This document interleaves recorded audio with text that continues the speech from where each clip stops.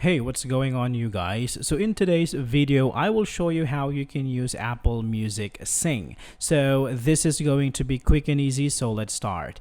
So first, you need to make sure that your device is up to date. So go ahead and update your OS to the latest version. For this one to work, you need to have iOS 16.2 at least.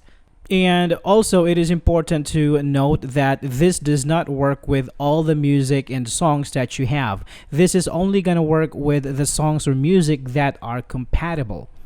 Alright, so to start, you can choose a song and play it, and tap on the icon on the left to reveal the lyrics. Now, to turn off the vocals, you need to tap on the mic icon right here and drag the slider down to turn off the vocals. You can drag it up to reveal more vocals, but if you want to sing along with the song without the vocals, you can tap on the mic and drag the slider down.